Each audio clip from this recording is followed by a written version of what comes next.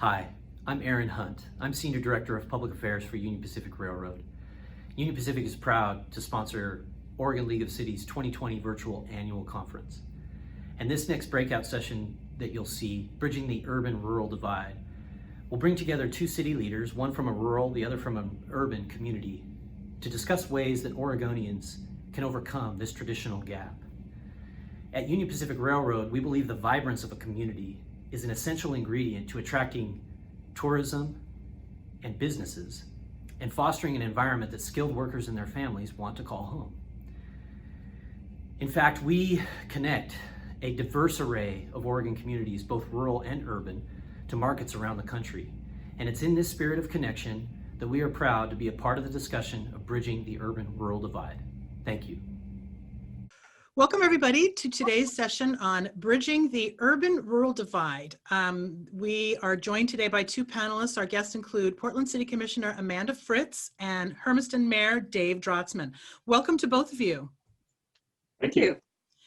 So this was going to be a podcast back before everything started, and it's kind of morphed into a panel session for a conference. And I want to read something because I think this sort of typifies and exemplifies the relationship that you two have when it was suggested that we do this together. It's been said that you two exemplify what it means to keep an open mind, find common ground, and develop reasonable solutions to complicated problems that address everyone's concerns while still respecting everyone's unique values. I think that quality in people sometimes is hard to find, and so when you do find it, people notice it. So I want to set the tone that way, and then give you two a chance to quickly introduce yourself, and then we'll kind of get into digging into the urban-rural divide in Oregon. Mayor Drotzman? Thank you. Whoever said that was very kind and very nice. I do have a shared mutual respect for Commissioner Fritz, and we have worked really well together on the League of Oregon Cities board. I am now off the board. I'm currently serving my 8th year as mayor of the city of Hermiston. I'm up for re-election this fall for another 4 year. I'm running unopposed, so hopefully I win. You know, it's been my pleasure to serve on the League of Oregon Cities board for the last 3 years prior to this, and so I got the opportunity to sit on the board with Commissioner Fritz, and we had a great time and a shared interest in moving the League of Oregon Cities forward, and so I enjoyed my time on the board and our collaboration and working together.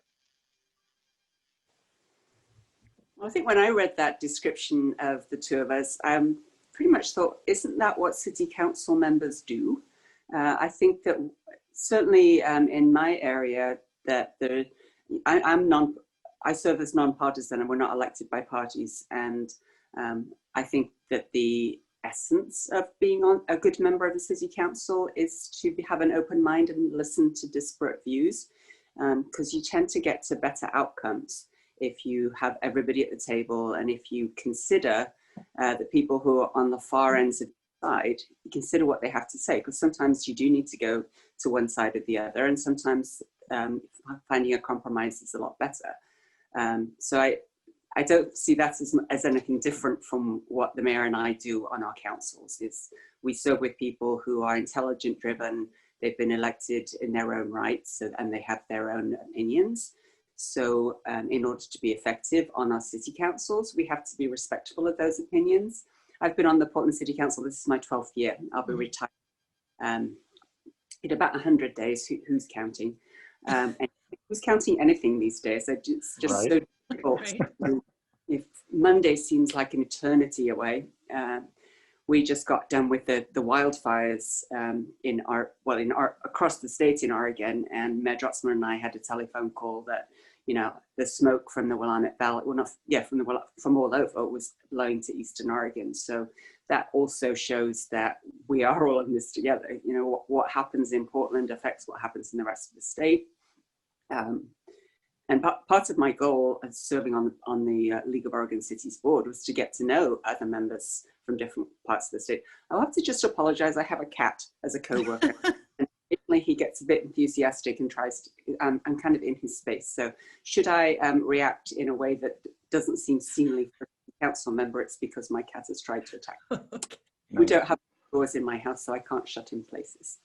Anyway, I wanted to get to know people from parts of the state and to let them know that Portland really does try to listen to other parts of the state. We're just like on a council, you're not always going to agree, but you can't be effective as a state, and in particular the state legislature, that we haven't, in the years that I've been on the council, really been able to talk about our differences in a way that brings people together. And that's what Dave and I try to do. Yeah, well, you mentioned the wildfires too, where it affecting everybody geographically. Obviously, Oregon is a very vast and large state. Let's talk a little bit about that urban-rural divide that people talk about. You know, it's sort of the I-5 corridor, and then it's the rest of the state. I mean, in both of your time on the board and interacting and getting to know people, how have you seen that sort of manifest, you know, good, bad, or indifferent? How have you seen that manifest? Mayor Drotzman? Well, I think, you know, I'll come back to a point that Amanda made earlier. I don't know the position or the party affiliation of any of my counselors, nor do I on the League of Oregon Cities board. We're just people all trying to do something better for our communities and for our state. And I think just listening to each other, we obviously know where we're from. I think for a period of time, Portland wasn't on the League of Oregon Cities, or the participation was down. And so I appreciated Amanda coming back on board and representing the city of Portland, because they are such a huge, important part to our state and to all cities. And so she's been a great advocate for the city of Portland as well as the rest of the state. And so, you know, I think for us, it doesn't matter where we come from or what party affiliation we may align with. We work to do what's best interest for all of us. And so when the wildfires came up, you know, my hearts go out to those communities that were, you know, seriously affected. Cities of Phoenix, Talent, just kind of devastated. And, you know, we all did our part. We sent, you know, firefighters from our area, support staff, National Guard staff, financial resources. And that's just what Oregon does. And so there was no urban-rural divide in this case. We were all impacted by the wildfires. And we just have to do whatever we need to do to take care of our fellow communities and the families and businesses that are represented and impacted in those communities. And I would expect nothing different if that wildfire was in my backyard. And so I don't see that issue as being a separation or a divide as far as Oregon goes, as far as wildfires are related. I think the other thing that Dave and I have in common is we're Duck fans. The first time I sit next to him, he was wearing an Oregon Ducks hat. And I was like, this is somebody I'd like to get to know. And I didn't know where he was from. We just talked about the Ducks. And so, and we have discovered that there is actually a Ducks Beavers divide on the League of Cities board, which that shameful secret, I shouldn't even be telling it. We try to overlook those things, don't we, Dave? Yep. But I think the more serious epiphany I had was when the legislature was passing Senate Bill 2001 and Senate Bill 534, which radically changed the way land use planning is done, in fact, really alter it. And everybody was, when I went to the meetings, it started out like, why is Portland doing this to us? And I said, this is not the position of the city council. It's opposite. For Senate Bill 534, it was absolutely opposite. So I think we've all shared some frustration at the state legislature, not necessarily listening to us. And let's get real, there actually are some philosophical and ideological differences, or just different ways that we talk about things. The first time that I started talking about equity at the League of Oregon Cities board, there was kind of a stunned silence and in fact hostility in some areas, until we figured out how do we talk about that issue, which we do share across our communities. Dave's certainly been doing a lot of great work in Hermiston. How do we talk about issues that affect so many Oregonians, in fact all of us, in a way that encourages people to listen and to want to make the changes that have been so long in coming? Can you speak specifically to that, but like maybe that issue, which resonates maybe differently on the eastern side of the state or the southern side of the state, kind of how you broach that and how you progressed with that? Well, it is about race, obviously. It's also about ability disability. For the League of Oregon Cities, it's about big cities, small cities. It's about the Willamette Valley, the rest of the state. And that's kind of how we, with Dave's support and with the support of many of the people on the board, helped kind of guide the discussion to show there actually is something in this topic for everybody. It does affect all of us. And, you know, injustice to one is an injustice to all, and that people could relate to my small city's not getting its fair share of the conversation, that then perhaps they could then also talk about there are people in my small city, there are people in my large city that don't get a fair share of the conversation or of the benefits of living in our cities. So Mayor Drotzman, you want to speak to that a little bit too? Yeah, I think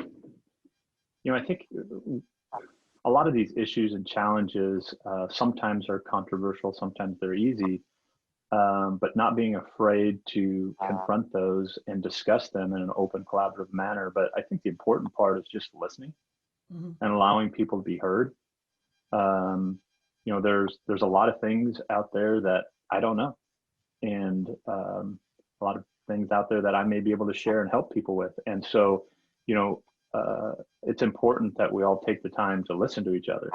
And I think that's what breaks down, you know, when you bring out an equity and inclusion comment, you know, people really, you know, sit on one side or the other a lot of times, and that divide is very separated.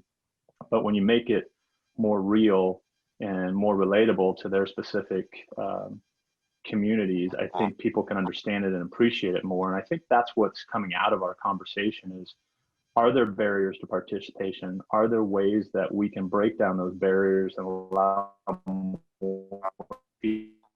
What are they? And so those are the kind of conversations that we have, regardless of whether it's Portland or Hermiston that's talking. You know, how do we allow more people to participate in government and the decisions that we're making for the communities that we represent? And so that's the kind of conversation, the high level conversations that we have at the board level. But we're also, you know, we challenge each other, we push back on ideas, and aren't afraid to confront controversial situations and hit them head on, and let's get it out on the table and not, you know, make it a you against me position, but here's what my feelings are, and here's what my thoughts are, and here's how it has impacted me and others. And if we're not afraid to have that deliberate conversation and listen to others when they're having that conversation, you know, meeting in the middle is a lot easier. I think in having the voices at the table, it's not enough necessarily to put out a welcome mat, but to actually go out and encourage diverse, ideologically diverse, geographically diverse. Are you finding, you know, there seems to be somewhat of a shift in people's willingness to engage? Are you finding that in your communities when there are tough topics maybe that play differently in Hermiston than they do in Portland? Is it harder to get people to engage, to have those frank conversations? I think it's harder because of COVID and because of remote meetings. And they said that might encourage more people to participate, but there's definitely a digital divide. You know, just even in some of the Eastern Oregon towns, the actual wireless service may not be there, just as it isn't in some parts of Portland. People don't have very good internet service. So, and then there's, you know, it's nice meeting on Zoom. It's better certainly than not meeting at all. It's not the same. I mean, Dave and I, as I mentioned, I started sitting next to him because I think he's funny and makes me laugh. But you can't make the snide comments. I mean, people use the chat in Zoom, and that drives me absolutely nuts as an old person, because I can't follow the conversation as well as what people are writing in the chat, which again is kind of a digital divide for those of us who are working off an iPad and also not the sharpest when it comes to technology. Yeah, so that's challenging. But, you know, the bottom line is we have very similar problems or challenges in Portland as they do in Hermiston. We just have, they're larger, the numbers are bigger. You know, Dave's dealing with houseless people living outside, and how can you react humanely to people in your own community who become houseless, and also people who come in from elsewhere thinking that maybe things might be better because of the indomitability of the human spirit, always thinking that there's got to be somewhere where taking care of this. You know, the League of Oregon Cities conference last year focused a lot on homelessness. And, you know, we all discovered it's the same, it's just different orders of magnitude and different sizes of city. You know, Dave's dealing with park improvements and with naming schools and all those kinds of things that, you know, that's what we do too. So it's, and I think in some ways it's just as challenging to reach. How many people are there in Hermiston, Dave? 19,000. I think it's just as challenging to make sure that you reach 19,000 people as it is to make sure you reach 650,000 people in Portland. That there's always going to be a segment of the community who feels left out. There's always going to be something that government could do better to provide translation, to provide accessibility, to, you know, you name it. Is it childcare? Is it whatever it might be? There's ways that people can be encouraged to participate. You know, we have that many more people, we have that many more staff as well. That's been one of, I think, the benefits of my participation at the League of Oregon Cities, is because we do have a fairly extensive government relations staff, as well as staff for a lot of our things that the League of Cities does for other communities like HR and insurance and all that kind of stuff. I think we can offer to be of assistance. You know, we had our city attorneys working with the League's attorneys on the wireless challenge that's going hopefully to the Supreme Court. You know, we can help, but, you know, it's been really kind of fun for me because all I have to do is show up and talk occasionally, but not too much, and people are just thrilled. So that's a pretty easy gig, actually. Don't be insulting, don't talk all the time, and ask people what their opinion is and really want to know what it is. That's my formula for success, which seems to have gone down all right. We've appreciated Portland's resources. They bring some not only diverse opinions and value in people, but resources, financial resources, and administrative supports that, you know, League of Cities you know, sometimes struggles with. They have a small staff, and, you know, Portland has worked hard to partner with the League of Oregon Cities to share their opinions and be on the same page with. And so our relationship has significantly improved since Amanda's been on the board and worked with the League of Oregon Cities. I think I've realized too that it's hard enough for the cities to get things done at the state and national level anyway. Even when we work together, it's hard for it to get our voices heard, and the staff has done a magnificent job of that. But if we appear to be divided, or if part of the state just seems to be absent, it's then easy for people to say, oh, see, they're not talking for everybody. You know, that's not what people in fill in the blank think.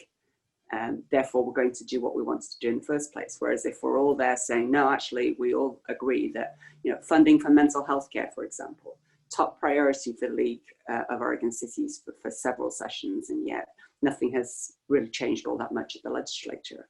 And that's one of the root causes of our challenges with people living outside and experiencing mental illnesses and addiction, is that we just don't have the services, and that's the same all over the state.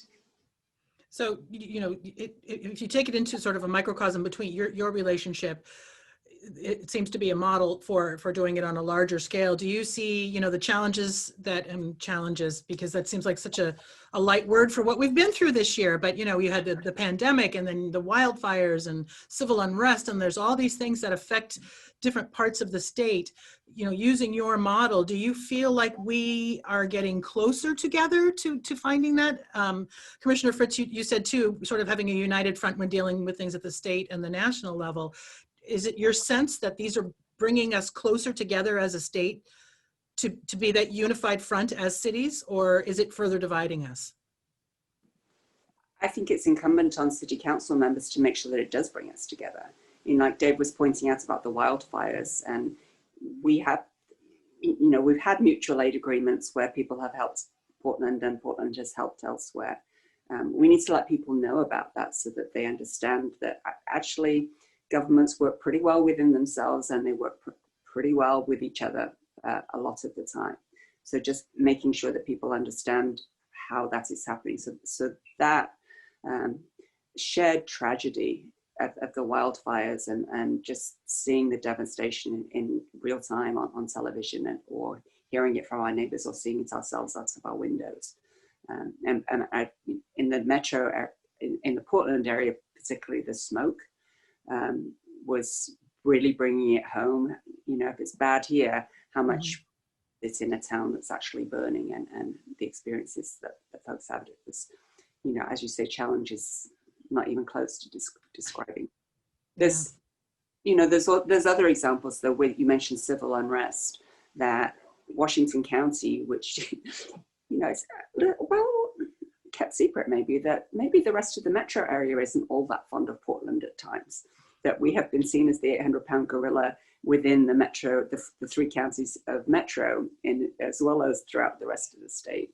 And the leaders in Washington County wrote a really great letter about these, the need for changes in our community in terms of community safety, and also the need to stop the violence and to assist small business owners or large business owners who've been impacted by people who aren't affiliated with the Black Lives Matter movement, needlessly smashing windows, for example, which happened as soon as the smoke lifted in Portland.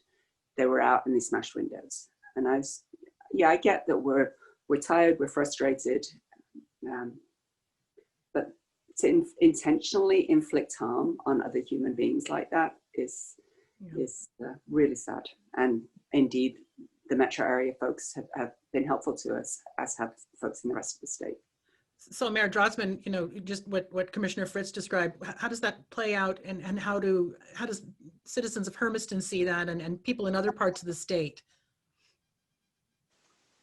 Yeah, I think the civil unrest that's going on in Portland would probably be a unique example of where we may have some disparate separation between positions. I don't tell Amanda how to run her city. She doesn't tell me how to run my city. You know, so we stay out of that sort of conversation. I think that makes us work better together. But it is frustrating to see those sort of things happening to our mother city, and to see those sort of challenges that they're dealing with. But I'm not living there. I'm not living those issues every day. And so it's really hard for an outsider like myself to say, well, you should be doing this differently, or you should be doing that differently. If you have hear them. If anybody has any idea. Right, yeah. If you have a solution, let them know. I'm sure they'd be happy to hear. Absolutely all ears if you want to tell me what to do. But, Yeah. you know, that's the and really, again, it's a matter of scale. The vast majority of Portland is peaceful. If I wasn't watching the news and Twitter, I wouldn't know what was happening in a small area with 100 or 200 people out of 650,000. And I think that brings home the message that I was going to relay, is that, you know, when we sit at a League of Oregon Cities meeting, we all have very similar issues, are on the same page, or fighting the same battle in our legislation and communicating those issues at the state level. I think the divide is probably oversold. You know, you see it a little bit more in the legislation in the Capitol House with, you know, when you put a label to something, you say somebody's an R and somebody's a D, and they have separate camps. And I think that divide is a little bit more fragmented, not as bad as at the national level, but, you know, at our state level, we see that. And so when you talk about urban-rural divide, I think that's probably where you see it more than you do down to the city level, because we don't have labels. We're all nonpartisan. We're just there to do goodwill and good work for our communities. And so, like I said earlier, I don't know any political positions of any of my counselors. And so, you know, you bring your opinion, I'll bring my opinion. Let's see if they work well together, and if we can find some common ground and fix some things. That's the whole goal. And I think you know, it's over advertised in media. It's over advertised, you know, at the state level and the national level, and we do great things in cities, and we work well together. Yeah, I would agree with that. And I think, you know, again, when you get one-on-one with somebody, you realize 9 times out of 10, you have a lot more things in common than you do apart, and you have very similar issues in the cities as well. Yeah, and people are always wanting to stir up controversy to focus on the bad stuff that happens. Mm-hmm. When we have an evening where the demonstrations are peaceful and people get their message out, it barely gets a mention, if anything. It's hard to find out, Right. what happened. It's only when a window is smashed or something that then it's all over the headlines, and it gives the impression that there's so much more turmoil than there is, and it takes away from the focus of the work that has to happen. And it's the same with the so-called urban-rural divide. If we pretend that that's something that is a significant barrier, that, you know, nothing else can happen until we address the urban-rural divide, and don't just look at, well, what are the issues? How can we work together on them? Where do we have differences, and why?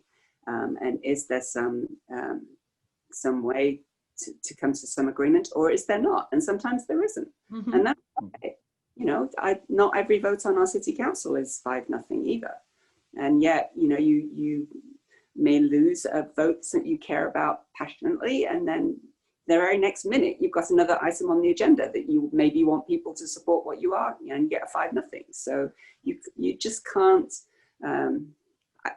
I think in politics it really doesn't help to focus on the negative. It doesn't help our community. I think our communities, for all that some people really want to continue stirring things up, I think really what people are wanting is for elected officials to be seen to be working together, to be seen to be listening to each other, and to be seen to be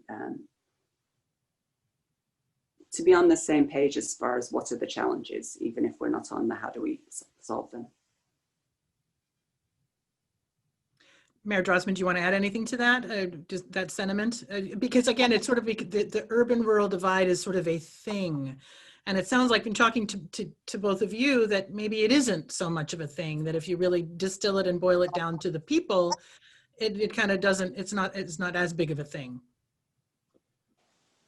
Well, I won't say that there isn't an urban-rural divide, because obviously there is. You know, when you have legislation at the State House that one party is pushing hard and the other party walks out on, there's a significant divide there, and unfortunately, the work of the people isn't getting done as a result. And so there is some belief that some of our smaller cities, and Hermiston is 19,000 people, but we're like the 32nd largest city in the state of Oregon. Yeah. You know, there's still 200 more cities that are smaller than us. And so there's a lot of other communities that maybe are feeling like they're not as well represented. And we want to make sure that they have equal opportunity to be represented as well. And I think that's where the league comes in, and it can help work really hard to listen to those cities and make sure that their issues are being relayed. I think as we move forward as a league, our association with collaborating associations like the counties and the schools is importantly critical, so that we can work on issues that are common to each of us. We are stronger in numbers. We're heard louder in numbers. Sometimes we feel like we're falling on deaf ears, and you know, we all, at least at the cities anyway, we believe local action is the best form of action when the decisions are made locally that impact our communities and have community input. We hate to see, you know, forced action from the state that may have better implications in Amanda City than they do in my city. And so, you know, having those conversations at the state level and being heard, I think, is important, and having good relationships with our legislators and making sure that we're communicating our concerns and issues to our legislators so that they're being heard. And I wish we could get more of a relationship like Amanda and I have at the state level, to be able to listen to each other and collaborate and find a common ground where we could meet on. We don't have to be 100% in line, but we have to be able to listen to each other and be compassionate about what her position is and hear it and understand it and be able to move off of my position and come to a common ground that we can all, support and stand behind. And that's lost right now in legislation at the state and the federal level. And so I hope that comes back around. I hope so too. And I think, you both make the point very strongly that at the city level, the closer to the people level seems to work a little bit better. The disconnect, maybe that urban rural divide is more pronounced at the state level. In closing, before we'll have a Q&A after this, but looking forward, putting your crystal ball up, we're not done with 2020 yet. How do you, I know, we don't know what's coming down the pike. As far as just, the topic of this, obviously urban rural divide, people talking to each other and listening. Are you hopeful? Are you optimistic that we're going to get better at this, that it's going to improve? Where do you, and just sort of closing out this conversation, what do you think the future looks like for the urban rural divide in Oregon and where we're heading? Amanda, why don't you go first? Thank you.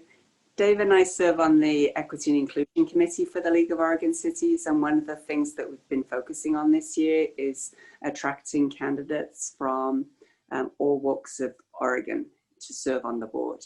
Because again, we're not the organization is stronger when we hear from the smaller cities, when we hear from people of color, when we hear from people with disabilities, people from the LGBTQ community.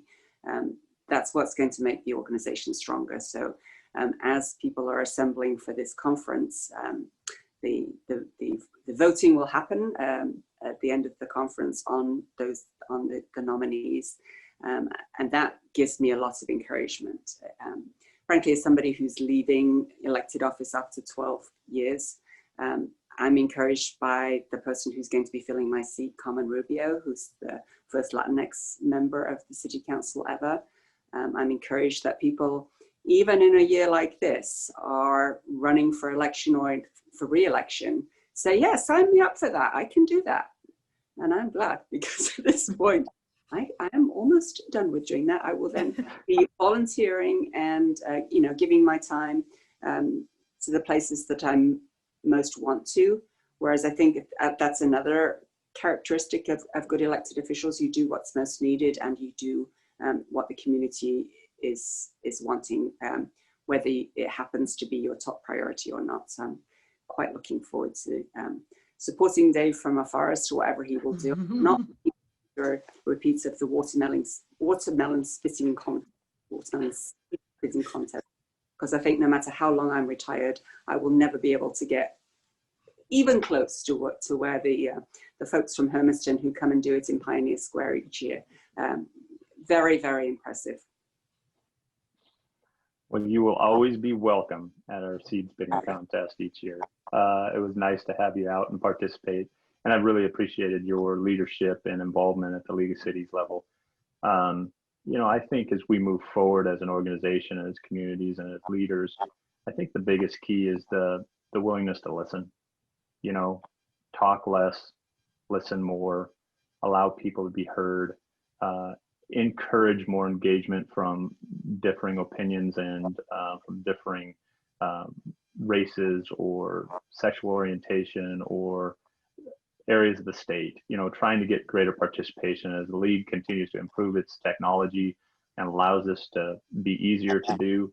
That's probably the one greatest thing that's going to come out of this COVID situation is we're much more comfortable at telecommuting and having meetings in this format, which will allow greater participation from places like Burns,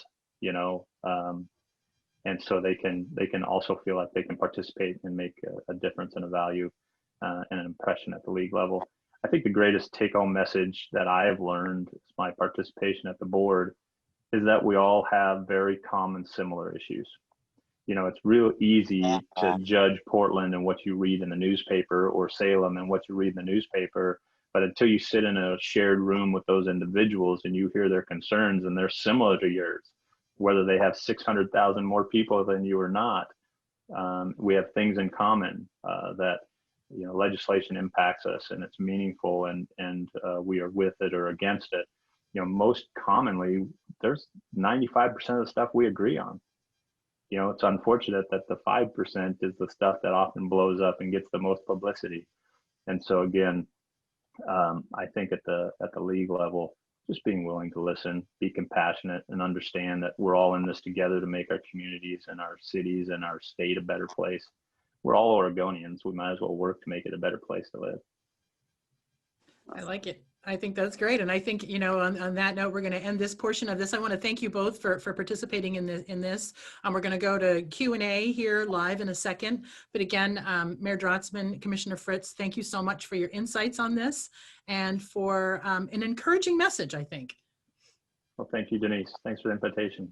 Yeah, thank you. So this Thanks. portion of the session is now over. You can join us for a live Q&A by clicking Join This Meeting Live, the button on the lower left portion of your screen. So we will see you all over in the Q&A.